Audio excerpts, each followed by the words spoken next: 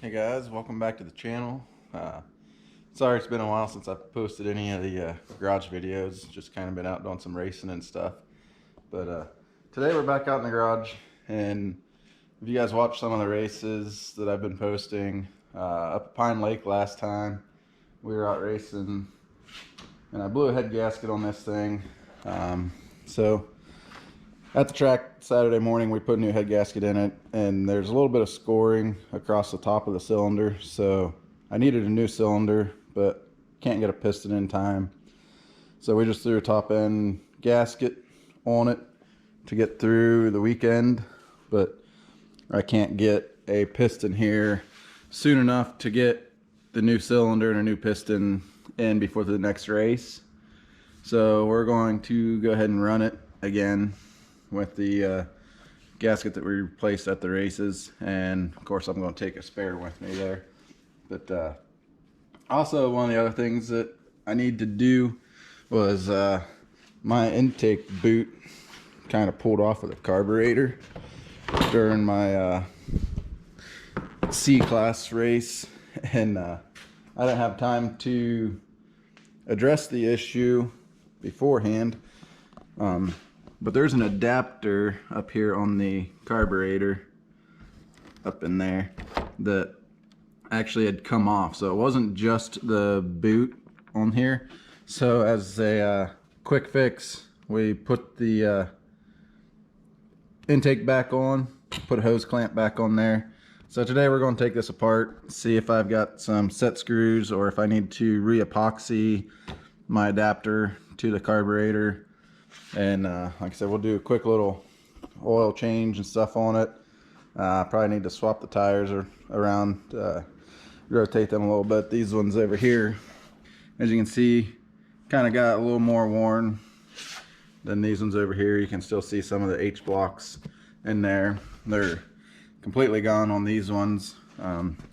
So we'll probably rotate those side to side, and we'll also try and maybe cut some new grooves in those. That way they're good to go for the last race of the year. And then over here on this one, we got a little bit of maintenance to do also. She actually blew the guts out of the muffler, and we re-riveted them back on, and as you can see, it's trying to do it again. So I'm probably going to drill and put some self tappers in there, see if that holds it a little better so that she don't blow all of that out of the muffler again this weekend. And then also I've got to get a new spark plug for that, and like I said, we're going to try something a little different. The research that I've found, these come with the wrong spark plug in them, I guess, from the factory. They normally come with a focus here, a BR8HS is what they come with them, and as you can see, the threads on them are pretty short, and looking down into the cylinder head, it only goes about halfway down through the threads. So we're going to try and get a different spark plug so that it's got a little bit more reach down in there. So like I said, today we're just kind of try and get some stuff ready and get it all prepped up for the next coming race here this weekend.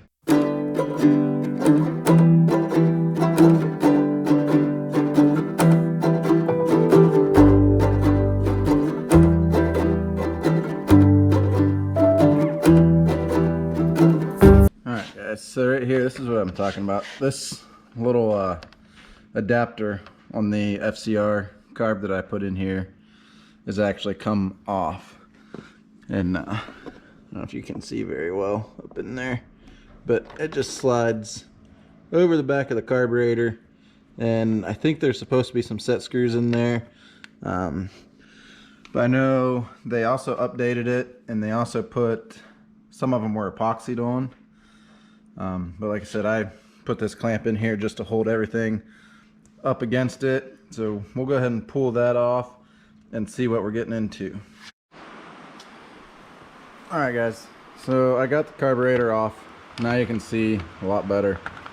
but this is the adapter that is no longer staying on my carburetor. So like I said, during my last race, this whole thing come off, my whole intake, everything was off. So we shoved it back on and kind of just hose clamped it up in there. But if you look over here, it's got a little alignment pin so that, you know, this is also offset to help get over the frame on these. But then there's two passages here that have to line up with the two on the carburetor.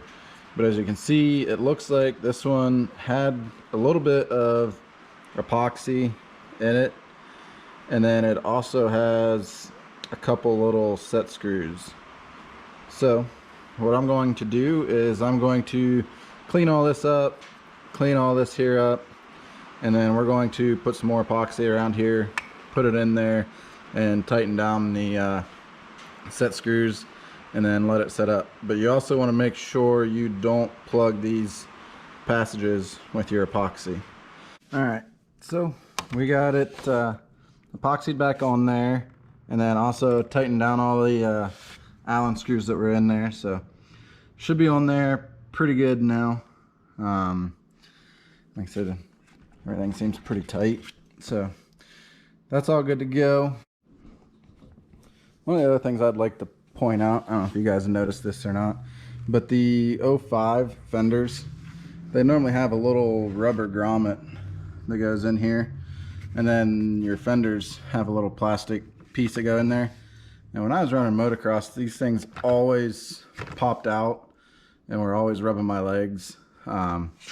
So what I ended up doing, I cut the tabs off the plastics and put these little clips in there so that I could just thread some screws in there to hold it, and that has made it a huge difference. You know, like I said, the plastic clips into the little rubber grommet, they never held. Like I said, they kept popping out and was always catching me on the inside of my leg and stuff. So just a little tip, like I said, makes a huge difference. So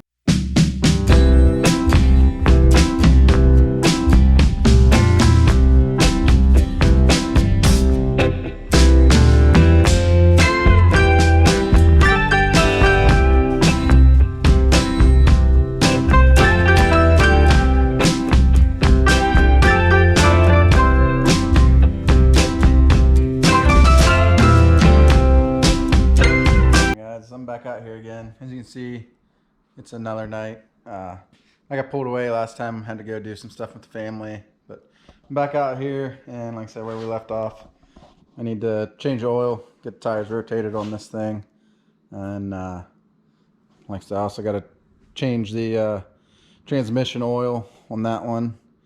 And then while you guys weren't here, I put a new spark plug in it and put a new air filter on it. So this one's pretty close to being ready to go. Like I said, we just got to change transmission fluid in it. But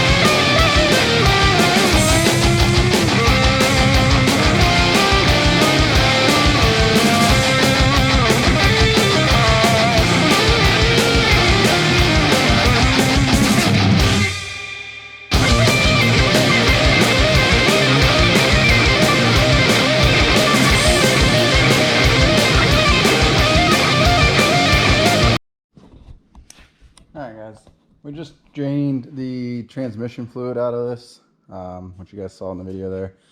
And I don't know if the older ones had a sight glass down here, but as you can see, there's a spot where it looks like they may have machined a spot for a sight glass, and then it even says full and or safe and add, but you can't see in there at all because, like I said, there's no window in it.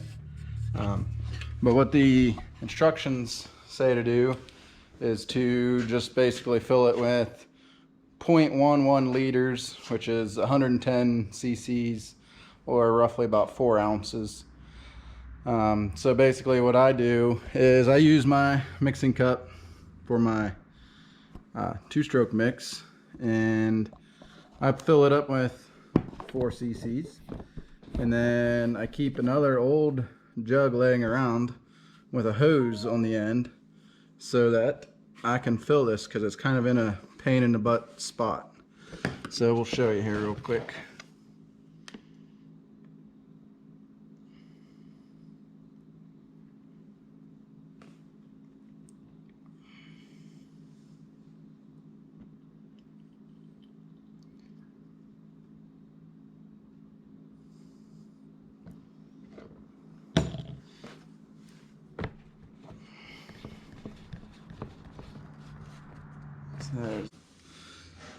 So yeah, we just use this rubber hose and we put that down in there, and then we fill it up. So I think that seems to be the easiest way that I have found for filling this. But like I said, it's not that bad, and I try and change this about every race if I can, or every other race. But just something to do on these DRRs to help preventative maintenance. But yeah, that's all there is to changing the tranny fluid on it.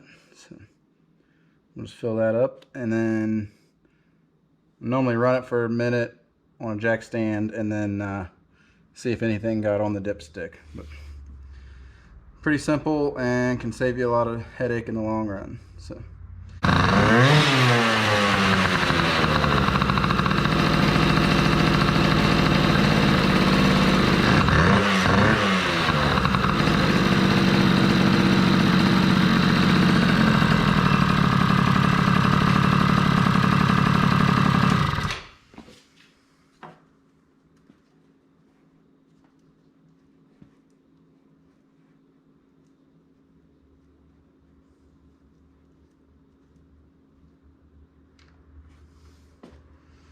Well, the stick's all wet, so I guess we got enough in there.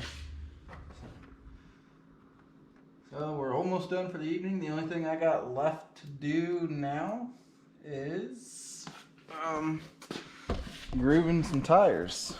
So I'll probably put you guys on a little bit of a time lapse here, and I'll go through and just clean those up a little bit. And sorry that we've been bouncing around kind of all over the place tonight, but so I just kind of had no rhyme or reason to the way I was doing things, other than I was changing the oil. So while I had the oil bucket under one, I just moved to the other one and did the same thing. So like I said, I'm gonna go ahead and clean up some tires here, and then I'll catch back up with you guys.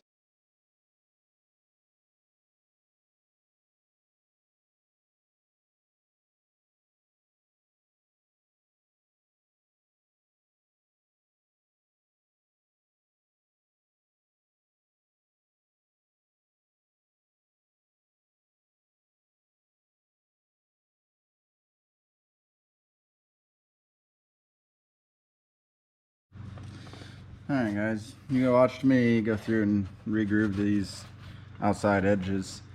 Like I said, I'm hoping that gives me a little bit more side bite. And then the other thing I did with this tire groover was you have it set up to cut the groove with the little arch down. Well, then I flip the tool over, and I basically use it as a siping tool that way, and then it'll give me 2 sipes across there or whatever, cut 2 slices.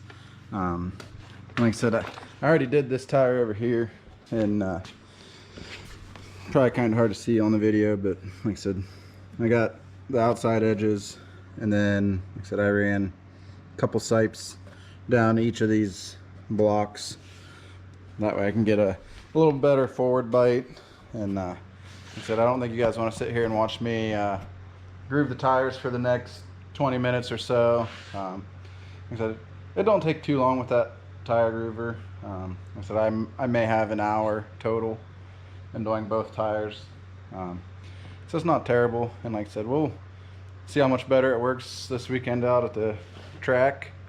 And like I said, sorry this video jumped around so much, but like I said, just a little bit of insight of what goes on behind the scenes to get both of these ready before every race that we go to.